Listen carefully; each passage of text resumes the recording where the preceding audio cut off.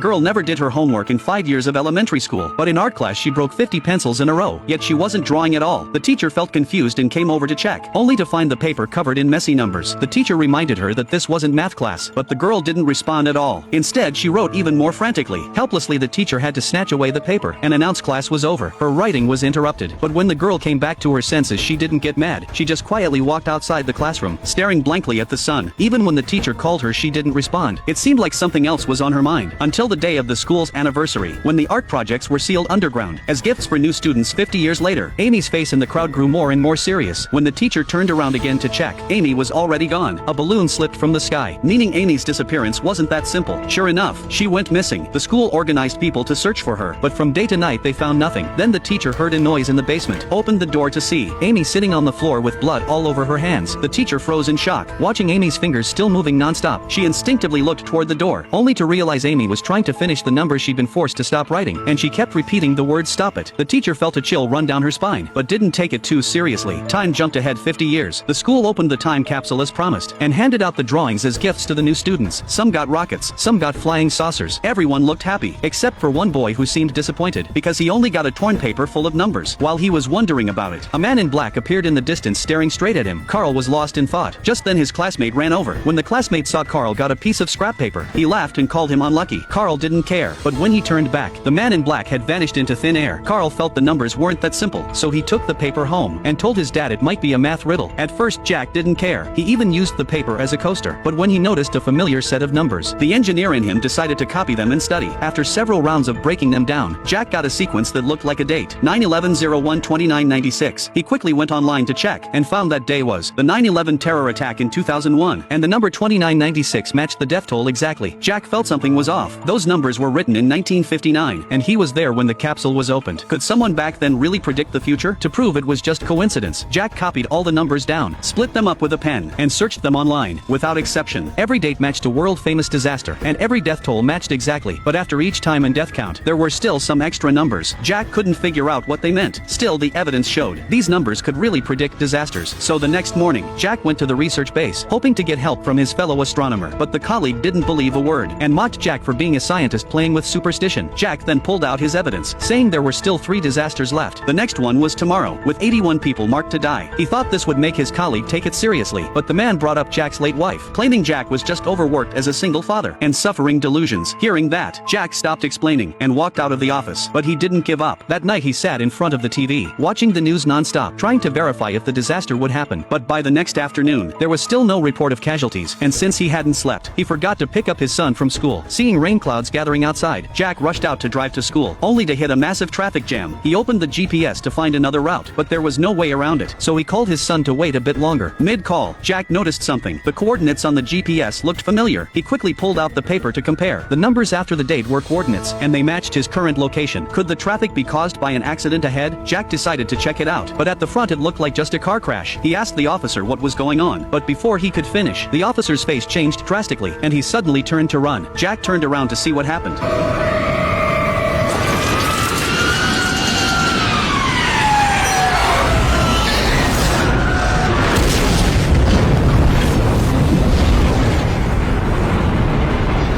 and saw a plane crashing in the distance. Jack knew the prophecy had come true. He ran toward the wreck as fast as he could. The site was on fire and in ruins, but some passengers had survived. Jack gave everything he had to save people, trying to break the prophecy of 81 deaths. But after a huge explosion, it was clearly impossible. Still, he didn't stop trying. Soon the rescue teams arrived, giving Jack a moment to breathe. But as he looked around at the devastation, helplessness washed over him. He could only pray the number of deaths was wrong. However, when he got home, the news report hit him like a hammer. 81 people dead. His colleague came to find him that night, now fully convinced the prophecy was real. But Jack began to doubt himself, because from the moment his son got the numbers, to him showing up at the crash site, it all felt too coincidental, as if something was guiding him to stop these events. His colleague told him to stay out of it, but Jack disagreed, because the date of his wife's death in a fire was also on the list, and the last date had no death toll or coordinates, meaning it was an unknown disaster. He didn't dare bet that fate wouldn't strike again. So the next day, he visited the teacher who once taught the girl who wrote the note, and asked about Amy's reaction during the time capsule ceremony. The teacher's face grew heavy. She recalled Amy scratching at the closet door. Jack asked why Amy would do that, but the teacher didn't know. She only remembered the day before the event. Amy spent the entire class frantically writing numbers, and no one could stop her, so she took the paper away. Jack then showed her the note, and asked if Amy wrote it. After confirming she did, instead. Jack said he wanted to meet Amy, but the teacher told him Amy had died long ago. The trail seemed to end there, but Jack wasn't ready to stop. He searched Amy's name online and found her record. She had committed suicide, and it even made the news. The report mentioned she had a daughter. Jack thought the daughter might know something, so the next morning he followed the address from her email. He saw the mother and daughter about to drive off, and followed them, eventually finding a chance at the Natural History Museum. There Jack pulled off a perfect casual approach. Seeing the girl liked wolves, he told his son to go talk to her. Kids opened up fast, and soon they were chatting. Jack then struck up a conversation with Kelly, using the kids as a bridge, and managed to invite her for tea. During their talk he learned she was also a single parent, and they quickly grew closer. When the time felt right, Jack revealed his real purpose, saying their meeting wasn't coincidence. He had come to find her. Kelly was confused. Jack didn't know where to begin, so he awkwardly asked if she knew her mother had special abilities. Kelly looked puzzled. Jack quickly showed his ID, saying he was an astrophysics professor at MIT, then took out the paper, explaining that his son got it from her mother's old school, the same one where her mom wrote the disaster predictions. He wanted to stop the next disaster, and hoped Kelly could help with clues, but that sounded insane. No one would believe it. Kelly thought he was crazy, and got up to leave with her daughter. Jack panicked and stopped her, telling her the recent plane crash was listed in the numbers, with exact date, location and death count, and the next one was tomorrow, in New York City with 170 deaths. Even then, Kelly was shocked but still refused to help. Jack had no choice but to go home, but that night, a car suddenly pulled up outside. Inside were two men whose faces couldn't be seen. They caught Carl's attention. Their mouths didn't move, but strange sounds came out. Carl seemed to understand, and walked toward them. After some gibberish talk, they handed him a black stone. Jack inside the house sensed something was off, thinking they might be kidnappers. He rushed outside, but the car was gone. He asked Carl who they were. Carl said he didn't know. They just gave him a black stone. Jack examined it. It looked ordinary. He warned Carl not to talk to strangers, and sent him upstairs to do homework. Then he started working on tomorrow's prediction. The location was in a crowded downtown area, and only 170 people would die, so it couldn't be a natural disaster. The only explanation was a terror attack. That night he anonymously warned the FBI to block off that street tomorrow. The police were confused. Jack didn't know how to explain. He just repeated himself and hung up. The next morning, Jack drove to the coordinates. The police were indeed there, but they hadn't blocked the street. Crowds still filled the area. Jack angrily confronted the officers, but they said they were there to arrest him for spreading panic. Realizing this, Jack turned and ran. The police chased after him, but Jack had no time to play games. The coordinates were right, yet everything was calm, which meant the attackers must be underground. He rushed into the subway station, but after searching around he found nothing strange. Then he spotted a man clutching something to his chest, looking nervous. Before Jack could act, the man ran into the crowd. Jack chased him, angering passengers, which drew the attention of subway guards. The man jumped onto the train, and got cornered at the back, with guns aimed at him. He raised his hands. A pile of CDs fell out. Turns out he was just a thief. A false alarm. The train started moving again, but it hadn't gone 10 meters when the tracks sparked and shorted out. The switch failed to align. The driver of the oncoming train tried to brake, but it was too late. The train going 200 kilometers per hour derailed, like a missile heading straight toward Jack's car.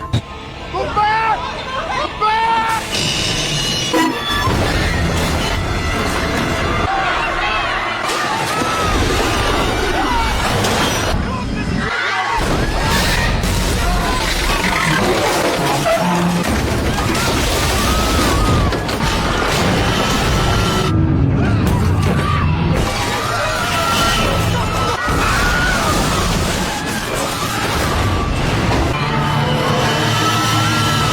It finally stopped after crashing into the station stairs. Jack barely survived by running to the rear car. The crash made it clear he couldn't stop the prophecies. The evening news confirmed it. 170 people dead, but not all was lost. When Jack picked up his son from his sister's house, Kelly and her daughter showed up that night. Knowing they finally believed him, Jack sent the kids away, and Kelly said she'd help. They would go to her mother's old house to find clues, but she was also helping herself, because her mother once said Kelly would die on October 19th, the last date on the paper. She had been avoiding it, not wanting to believe, but now that every prophecy had come true, she had to face it. Jack understood. Soon they arrived at Amy's old home. The kids were asleep, so they left them in the car, and went inside. Then Kelly noticed something off about the last date. The ending wasn't 33. It was 2 letters E. Her mother liked writing the letter E backward. Jack thought it might be someone's initials. Kelly said she didn't know. They started searching the house, found a worn Bible, and a strange painting, with people kneeling, a god above, weird lion shapes, and a metallic sphere in the center. Jack was puzzled. Kelly explained her mom used to stare at that painting for hours. Jack felt there was something to it, and decided to take it. Then they entered Amy's bedroom, but found nothing useful. As they were leaving, Jack's foot hit something. He shone his flashlight. It was a black stone like the one his son got, and there were many more under the bed. Jack crouched down, and found words carved on the bedboard, but when he flipped it over to look, the letters scared him so bad he stumbled back. EE wasn't a name. It meant the end of everything. That's why there were no coordinates or death toll. Both of them froze. At that moment, Carl outside heard noises. He looked out the window, and saw the men in black surrounding the car. Carl quickly woke up Daisy. The men walked closer, speaking awkward English, telling them to come, but Daisy wasn't scared. She even tried to open the door for them. Carl couldn't stop her. He hit the car horn to call his dad. Hearing the noise, Jack and Kelly ran out, but when they reached the car, the men were gone. Jack asked what happened. Carl said the men who gave him the stone came back and told him and Daisy to go with them. Jack was confused. Then noises came from behind. The men in black again. To end it once and for all, Jack grabbed his gun and chased them into an open field. He caught up with one, or rather the man was waiting for him. Jack aimed and demanded answers, but the man said nothing. He slowly turned around, opened his mouth and shone a blinding light. The whole sky lit up. It happened so suddenly. Jack couldn't dodge. He went blind for a moment. When he came to, they were gone. But strangely, Kelly's daughter had also received a black stone before, and since then she felt someone was watching her. Things got even stranger, but with Doomsday just 2 days away, and no clue how to stop it, they had no energy left to care. Kelly just wanted to be with her daughter. Jack too slept beside his son for once. Death wasn't the scary part. Waiting for it was. Jack thought the ending was set in stone. But the next morning, something changed. When he went to call Daisy for breakfast, he found her completely focused on drawing something. When he asked what it was, she held up the painting of Jesus Jack had brought back, and said the word son. At first Jack didn't understand, but when he looked at where Amy had drawn, he suddenly realized everything. 5-year-old girl stayed up all night drawing. Even when her uncle called her to eat, she ignored him completely. Her uncle felt confused. Seeing this, the girl held the drawing over her head and said the word son. The man was puzzled at first, but when he saw the divine throne painted yellow, his face suddenly changed. He quickly called the girl's mother and took her to the astronomical observatory. After settling the three of them down, Jack hurried to his office. His co-workers had never seen him this nervous before, so they rushed over to ask what happened. Jack said he had previously observed signs of a massive solar flare from the sun, and the intensity was far beyond any recorded range. Once it fully erupts, the ozone layer will be destroyed instantly, killing all life on the surface of Earth. Current technology can't stop it at all, and according to a prophecy written 50 years ago, the end of the world is tomorrow. Hearing that, his co-worker felt his scalp go numb, but still held on to a bit of hope. Wanting to alert NASA, Jack said there's no need. They must already know. They just haven't had time to announce it yet. The plane crash earlier and the subway derailment were all caused by small solar flares disturbing Earth's magnetic field. His co-worker broke down completely, but Jack was the opposite. He couldn't figure it out. If he couldn't stop the end of the world, then why was he given the prophecy? Just then, he heard crying behind him. He turned around. It was Kelly passing by. Unable to accept the truth, she ran out of the base crying. Jack chased after her to comfort her. Kelly asked if hiding underground could save them. She said she knew of a secret cave in the countryside. Jack hesitated for a moment, but couldn't bring himself to destroy her last bit of hope. He said maybe. Then the four of them went home to pack supplies. But right then, Carl's hearing aid suddenly started making static noise, as if someone was talking to him from afar. When Jack finished calling his parents and came to get him, Carl didn't respond at all. Jack curiously walked over to check, and found his son frantically writing numbers. Jack snatched the paper and told him it was time to go, but Carl started carving numbers into the desk. Helpless Jack grabbed the pen from him, but it didn't help. Carl even started scratching numbers with his fingers. Jack was terrified. He pushed his son away. Only then did Carl come back to his senses. When Jack asked him why he did that, Carl had no idea what happened. Looking at the unfinished numbers on the desk, Jack seemed to realize something. He decided not to escape underground anymore, but drove to his son's school, told the three of them to stay put, and left with his tools. He went straight into the school basement, opened one of the rooms, noticed small scratches on the door, and took the door off completely. Then he immediately drove back home, carried the door straight to the storage shed. Kelly didn't understand why Jack was doing this, and urged him to head to the cave, but he said they're not going. Kelly thought she misheard. Jack quickly explained, your mother could have written down the coordinates of the final disaster prophecy, but she was interrupted by the teacher, so she carved it onto this door with her hands. But since the whole world is doomed, the coordinates wouldn't matter anymore. The only possibility is that this place might save us? But Kelly couldn't understand. Seeing Jack acting like a madman refusing to leave, Kelly gritted her teeth, and decided to take the two kids and run away. Carl wanted to wait for his dad, but Kelly lied that Jack would catch up soon. By now Jack was almost done with his work. When he confirmed there were indeed numbers on the door, he quickly pulled out his GPS and entered the coordinates. To his shock, it pointed to Kelly's mother's old house. Jack ran out to tell Kelly, but she was already gone. Realizing this, Jack jumped into his car and drove after them, but he didn't know exactly where the cave was, so he just drove aimlessly toward the countryside. Meanwhile, Kelly reached a gas station by dusk to refuel, but while paying, the TV suddenly aired an official disaster warning. It was exactly as Jack had said. The authorities couldn't stop it either. They just told people to hide in basements, stock up on supplies and wait for the solar flare to pass. The crowd started to panic. At that moment, Carl noticed his dad hadn't shown up yet, so he secretly got out of the car to call him. Jack asked where he was, but Carl didn't know what gas station it was. Luckily, Kelly showed up in time and gave Jack the location herself. She apologized, but Jack didn't have time for that. He urgently told Kelly to take the kids to her mother's old house. Kelly thought he'd lost his mind and insisted on going to the cave. Jack was completely speechless. Are you insane? It's a chance we gotta take or we're all gonna die. Stay where you are. I'll be right there. No, if we go to the caves, we have a chance. You said the sun can't reach that far. The caves won't save us. Nothing can. The radiation will pound a mile to the Earth's crust. Do you hear me? Our only shot is to go where the numbers want us to go! Even so, Kelly didn't dare gamble her kids' lives. She still chose to go her own way. But just then, Kelly noticed a black stone in front of her. It looked familiar, so she instinctively turned around, only to see her car being stolen. With both kids still inside, Kelly knew she couldn't catch up, so she turned to the crowd for help. But everyone was too busy grabbing supplies. No one cared to lend a hand. Left with no choice, Kelly jumped into a stranger's car. By the time the owner realized, she was already speeding down the highway, chasing after the car with her kids. At first she could still see their taillights, but when she hit a red light, the distance grew. Kelly couldn't wait any longer. She swerved past traffic and ran the red light, and the next second,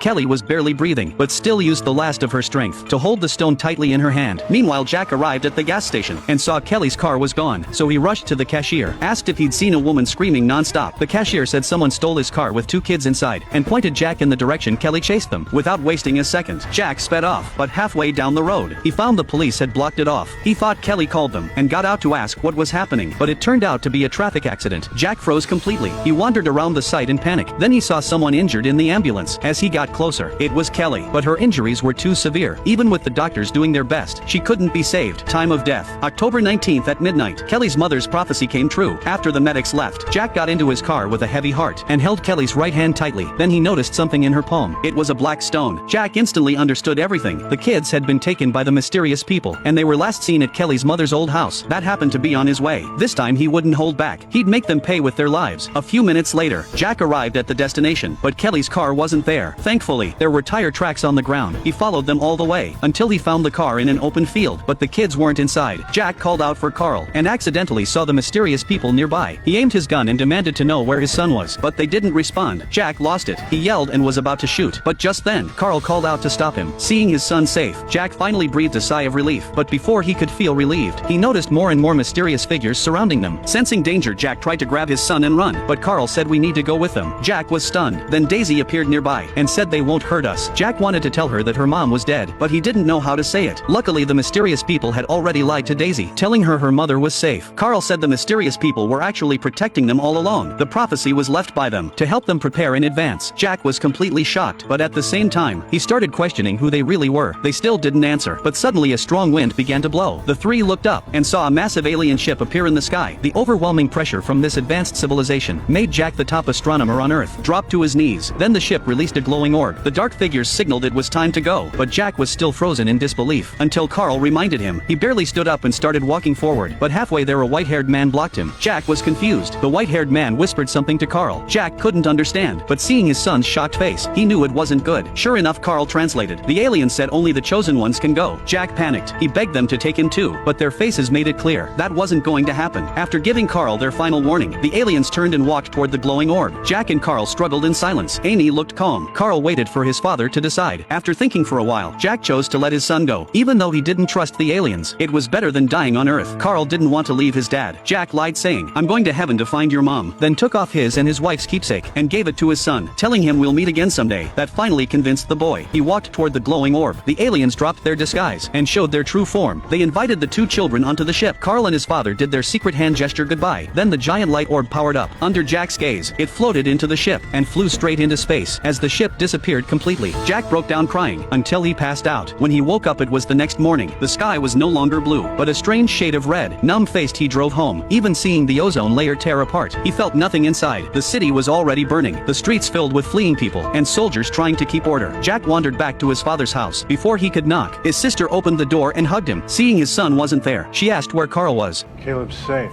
Jack gave a bitter smile. His sister guessed what that meant and didn't ask more. She led him to their parents. Jack felt awkward, because his father was a pastor, and he was an astronomer. Their conflict between faith and science had made their relationship tense, but now that the world was ending, father and son finally let go of their grudges. The family of four held each other tight, cherishing their final moments of life.